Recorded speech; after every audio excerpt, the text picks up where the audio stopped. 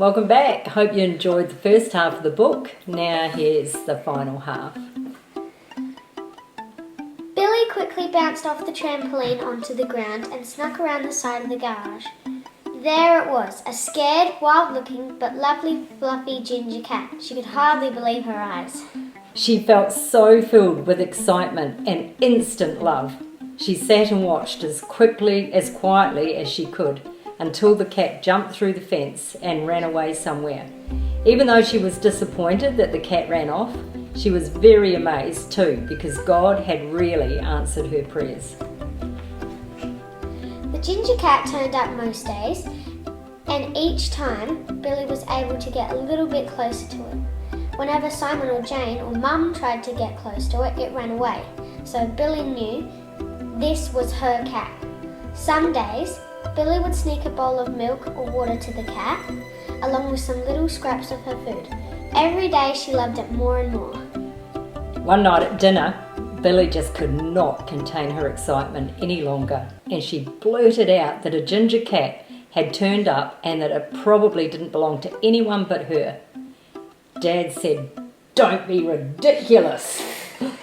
It will belong to someone in the neighbourhood, and don't you dare give it anything to eat or anything to drink, or we will never get rid of it."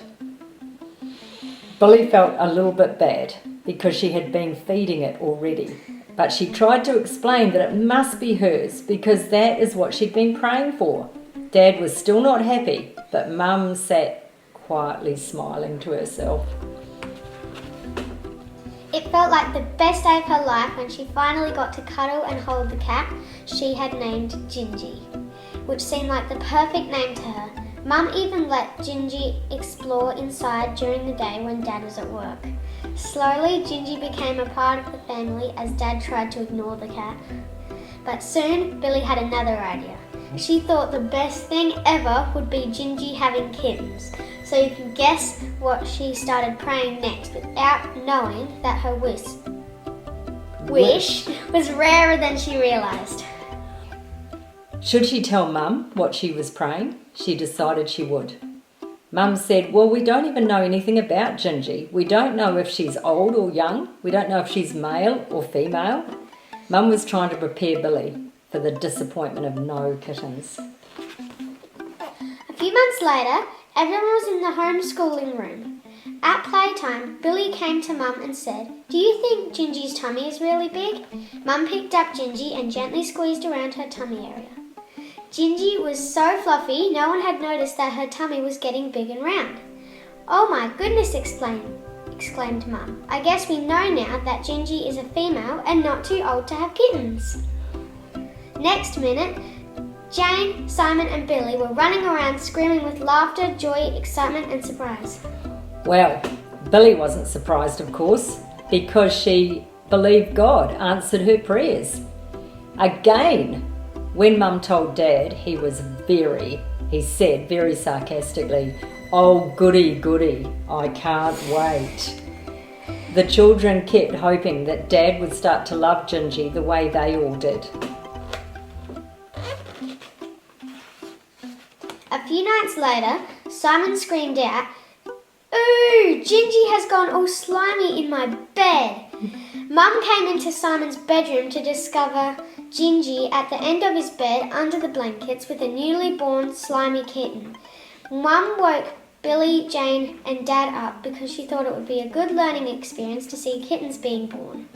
All the children were so happy that Dad wanted to watch as well, and that he even looked as interested as they did. Jane got a little upset seeing Gingy in some pain and making strange groaning noises. Simon loved it because he was a brother who loved weird, slimy and disgusting things. Billy was shocked when she realised that kittens didn't come out all cute and fluffy the way Gingy had arrived. An hour later, there were 3 kittens at the end of Simon's bed. Dad explained that their eyes would be shut for several days and that Gingy would take care of them all by herself. We did not need to help. It seemed Dad's heart was getting warm towards Gingy and her new kittens. Even though Gingy had these kittens, No one in the family knew how unusual this was. Of course, the children all picked a kitten that was going to be their very own to cuddle and play with for 5 to 6 weeks. They knew that the kittens would have to go to loving homes. Every day the kittens got cuter and cuter, which made it really hard to do schoolwork or go to town or leave the house. Every playtime, lunchtime and spare time was spent watching and playing with the kittens.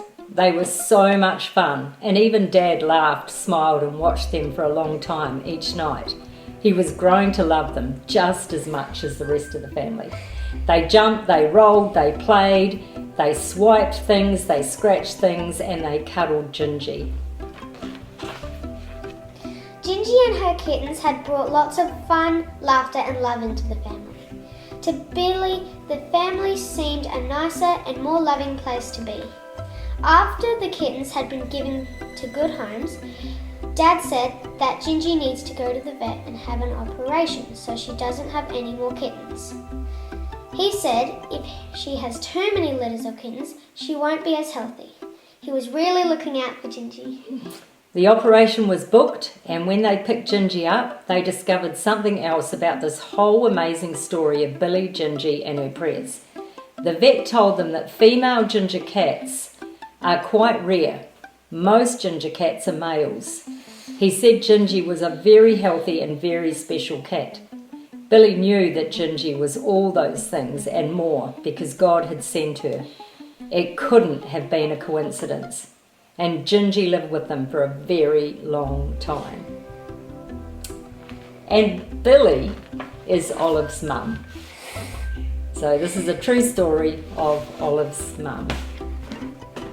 Thanks for listening. Hope you enjoyed the story. Grandma, where can you buy a copy? Oh, okay. Well, you can go to livingwisdom.com.au to the shop there. Just click the filter for children and the book will come up. You can get a hard copy book or you can get an e-book.